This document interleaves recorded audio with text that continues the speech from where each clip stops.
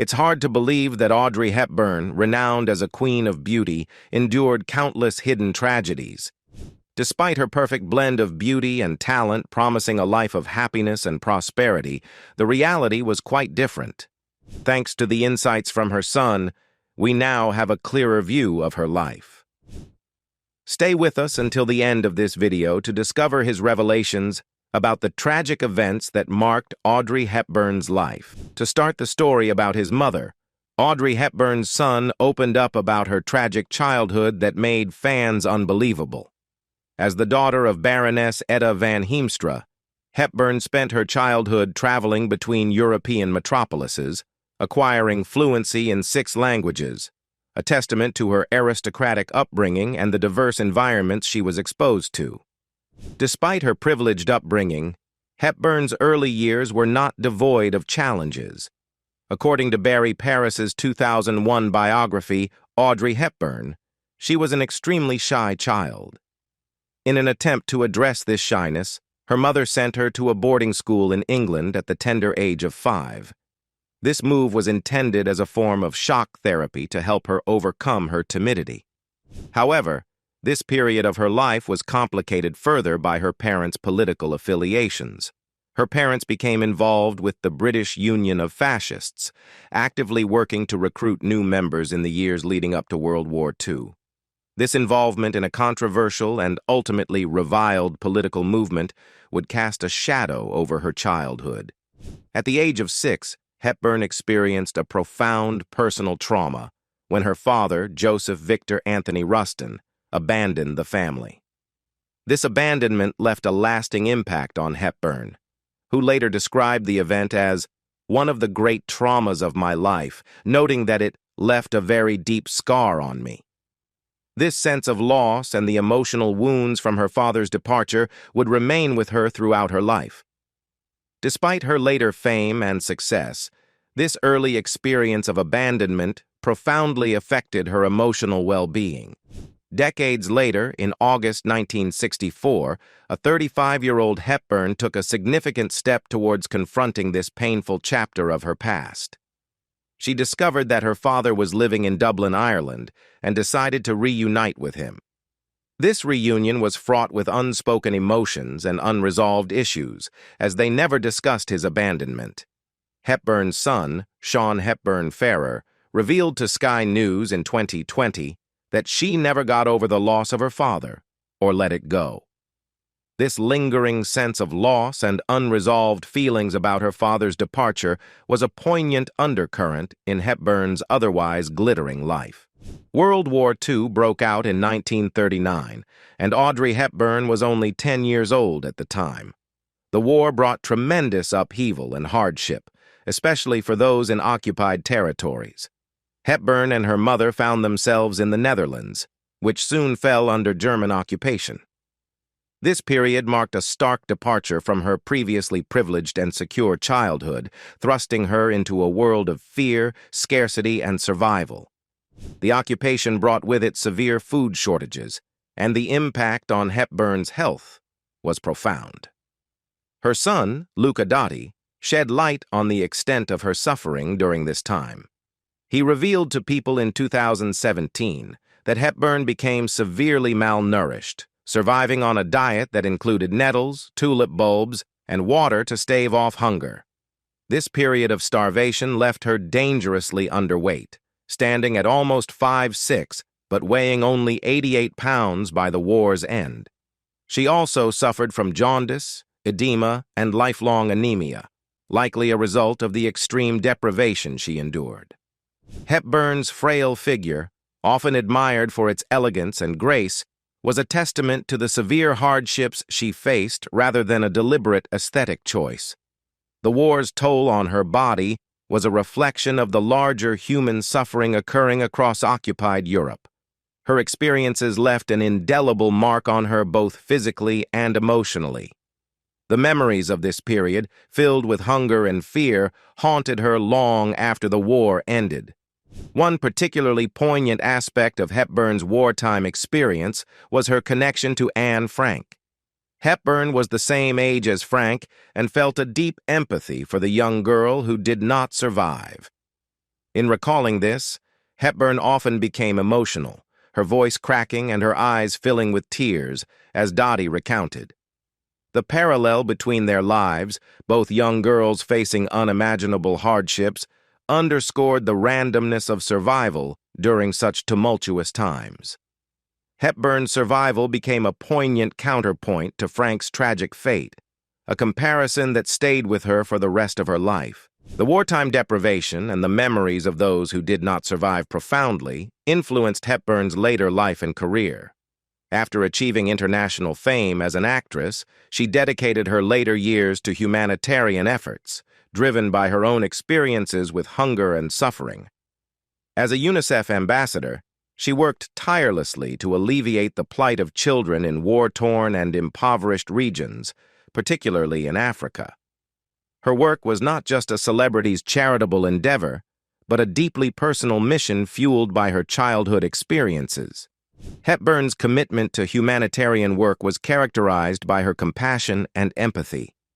She understood the trauma of hunger and the desperation that comes with it, making her advocacy deeply authentic and heartfelt. Her work with UNICEF saw her travel to some of the world's most desperate regions, where she provided not only aid, but also a powerful voice for the voiceless. Her advocacy was rooted in a profound personal understanding of suffering, which resonated with the many people she sought to help. Audrey Hepburn's son revealed that she had a childhood dream but was never able to fulfill it. After the war, Audrey's ambition and talent propelled her toward a career in ballet. In 1948, she won a scholarship to Marie Rambert's Ballet School in London, a significant achievement given her lack of formal training compared to her peers. However, her aspirations of becoming a professional ballerina were tempered by the reality of her physical limitations. Standing at 5 feet 7 inches tall with a size of 10.5 feet, Audrey did not possess the ideal proportions or technical proficiency required for classical ballet. Despite these challenges, Audrey refused to abandon her passion for dance. Even while gaining recognition on Broadway in the play Gigi in 1951, she continued to attend ballet classes, demonstrating her unwavering dedication to the art form. Her commitment to ballet was further showcased in the 1952 film Secret People, where she performed ballet sequences on point, showcasing her graceful movements and dedication to her craft. Audrey's determination to pursue ballet, despite the odds stacked against her, reflects her indomitable spirit and resilience. Although acknowledged by experts like ballerina Alessandra Ferri as unlikely to achieve greatness in ballet, Audrey's true calling lay elsewhere, in bringing joy and inspiration to the world through her acting and humanitarian endeavors. Her transition from ballet to acting proved fortuitous. Audrey's breakthrough came with her iconic role in Roman Holiday, 1953, where she won an Academy Award for Best Actress. This marked the beginning of a remarkable film career that included classics such as Breakfast at Tiffany's, 1961, Sabrina, 1954, and My Fair Lady, 1964. Her screen presence, characterized by elegance, grace, and an effortless charm, captivated audiences worldwide and cemented her status as a Hollywood legend. You may not believe it, but according to her son, Luca Dotti, Audrey saw herself through a critical lens, viewing her features as a good mixture of defects.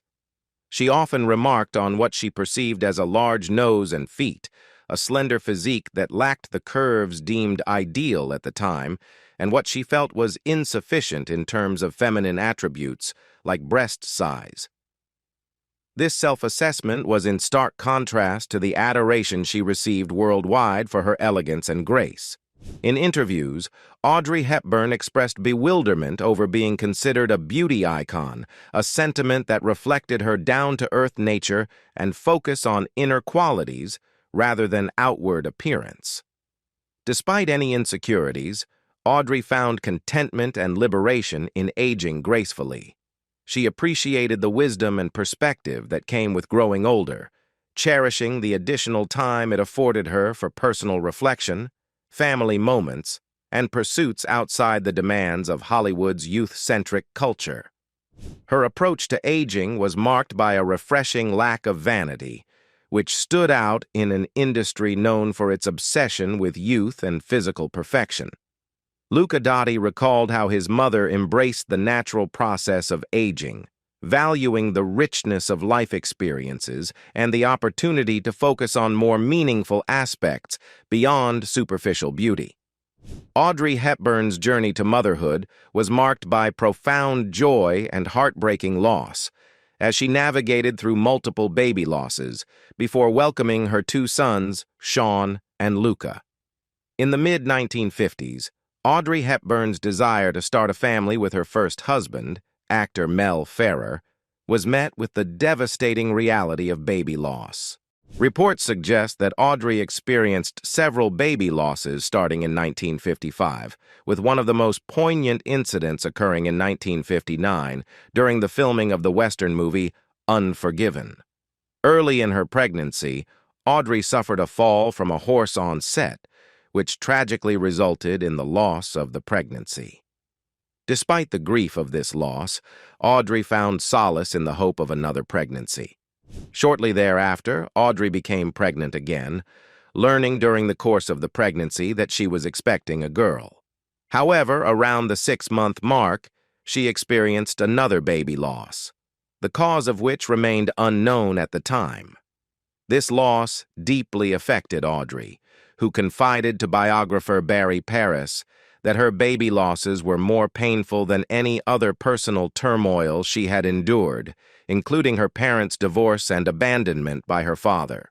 The emotional toll of these baby losses was compounded by the uncertainty and lack of medical explanations available during that era.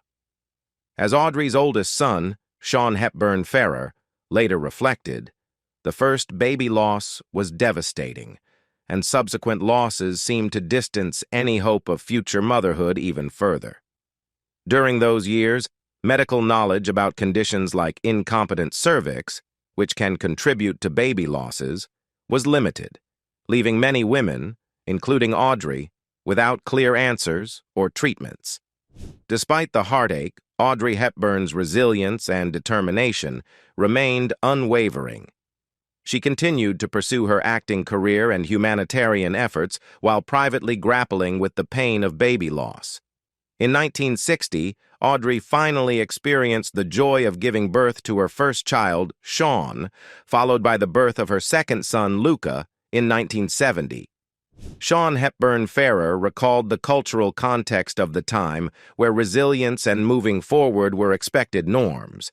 The losses Audrey experienced were not just personal tragedies, but also reflective of broader societal attitudes towards reproductive health and family life in the mid-20th century.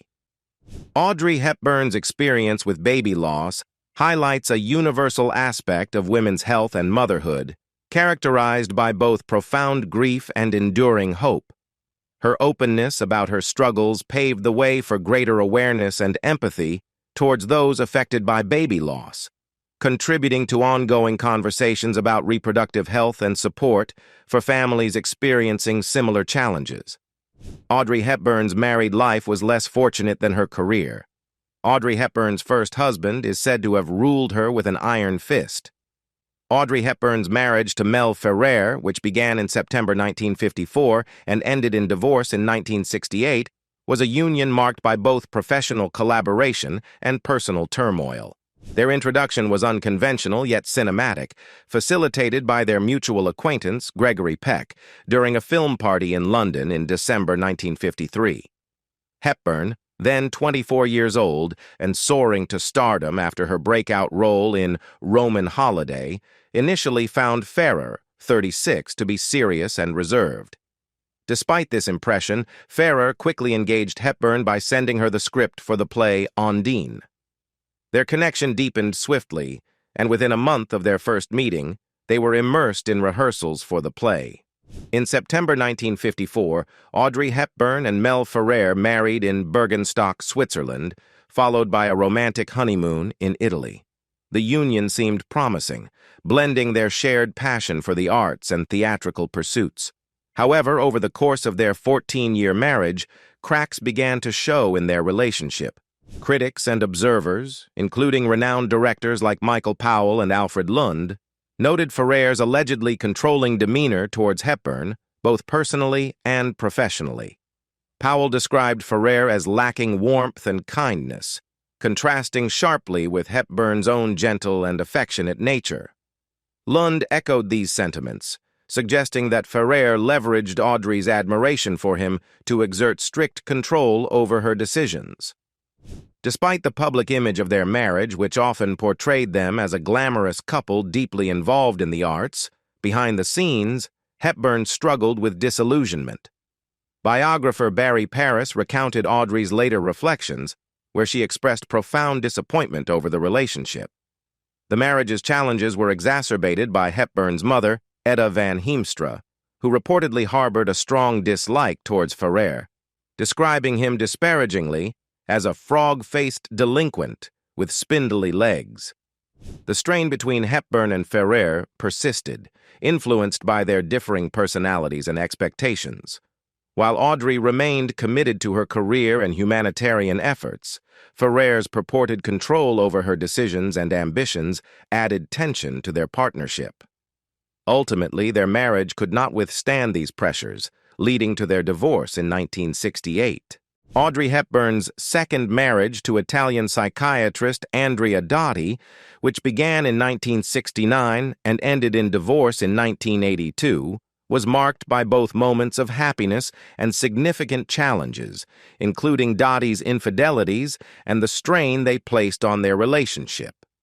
Audrey, after her earlier marriage with Mel Ferrer ended in 1968, found companionship in Andrea Dotti, whom she met in Italy.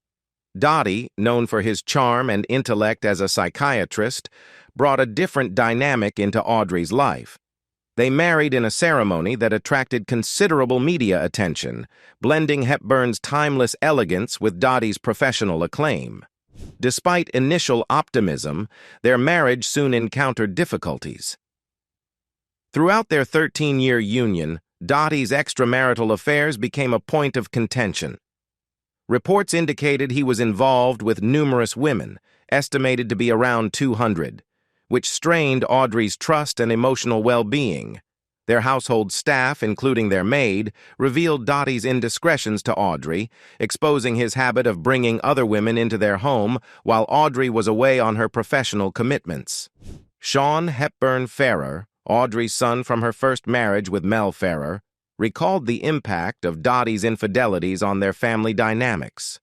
At the tender age of 12, he was confronted with the complexities of his mother's marital struggles.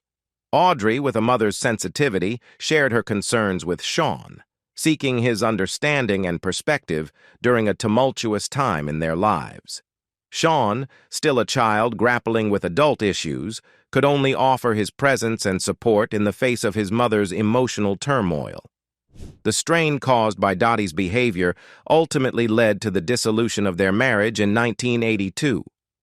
Despite their separation, Audrey chose to remain in Italy initially, allowing Dotti continued access to their son Luca.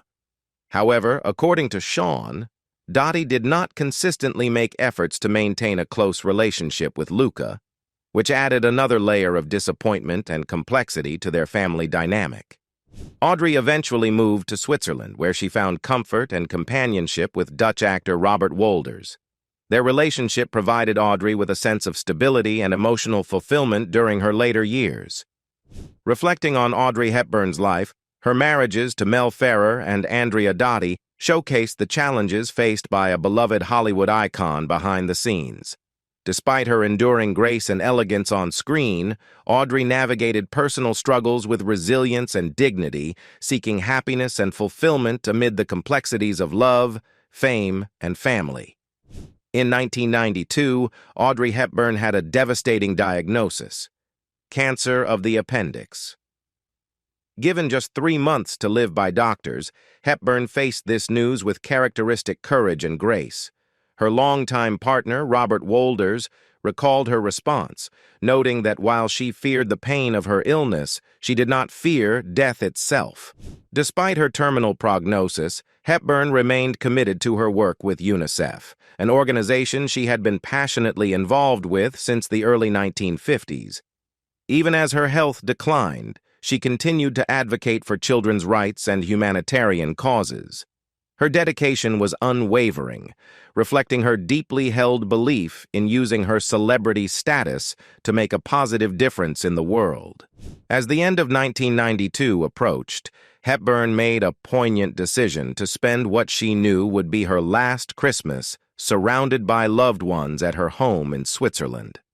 It was a bittersweet occasion, filled with cherished moments and reflections on a life well lived. Hepburn herself remarked that it was the most beautiful Christmas I ever had, a sentiment that captured the profound gratitude she felt for her family and the life she had lived.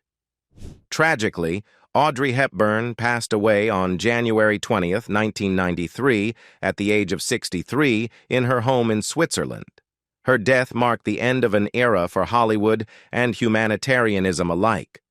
Posthumously, she was honored with the Jean Hersholt Humanitarian Award at the 1993 Oscars, recognizing her extraordinary contributions to humanitarian causes around the globe.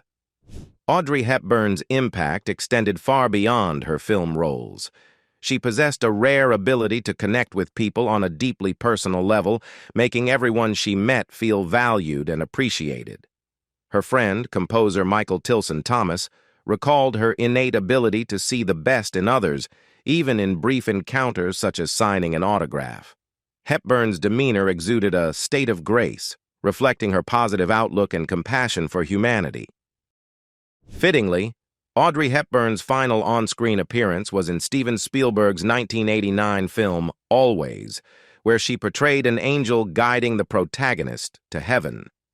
This symbolic role, along with her humanitarian efforts, underscored Hepburn's enduring legacy as not just a screen legend, but also a beacon of kindness and compassion in a world often in need of both.